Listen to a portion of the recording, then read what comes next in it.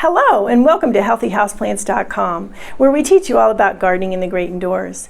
If you'd like to support our show, please use our Amazon affiliate link below.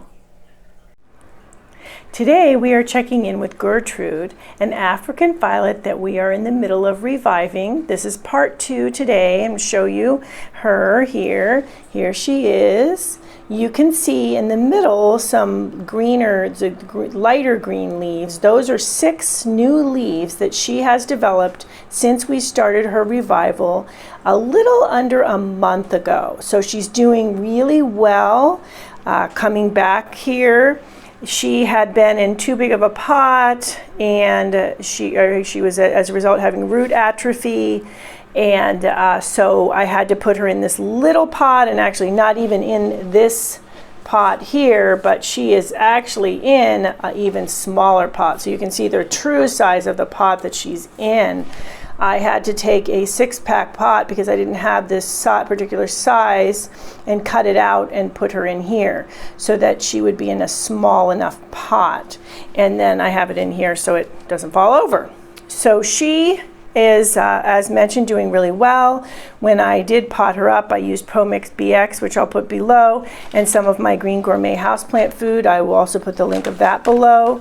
So she is really thriving now. Very nice, healthy, green growth in the middle. So when you've revived a plant and you start to see new growth coming from the center, nice and vibrant and green and healthy looking, that tells you that the plant is reviving and the plant is going to be doing well and continuing to do well. So she is doing just that.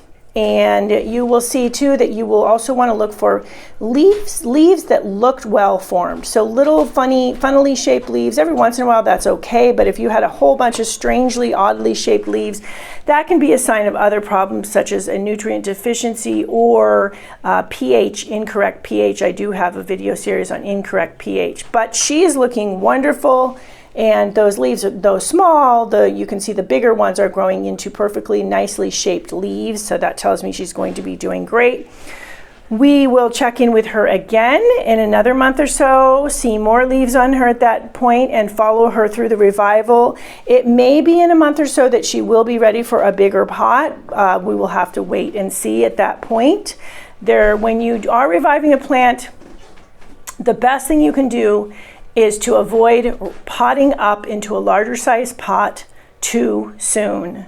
When the plant starts to look better, you get really excited, you want to put it in a beautiful pot, etc. But what happens is you then lose that 2/3 plant to 1/3 pot ratio that I always talk about, and you have the plant in too big of a pot, and then you will start a downward spiral once again. She was in too big of a pot before, so I'm going to keep her in this little pot, which, believe it or not, at this point is still a little bit too big, but it's working out okay. Not much too big, but just to give you an idea of how much plant you want for the pot. You want less pot and more plant, because there is less roots down there as well.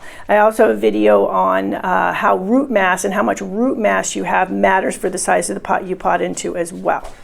So that is it for Gertrude. Once again, we will check in with her again in a month or two and see how she is faring. Thank you for stopping by today. Please leave any comments about any indoor gardening tutorials you'd like to see. Remember to like, comment, subscribe, and share this video. And please check the bell if you'd like to be notified when new videos are released.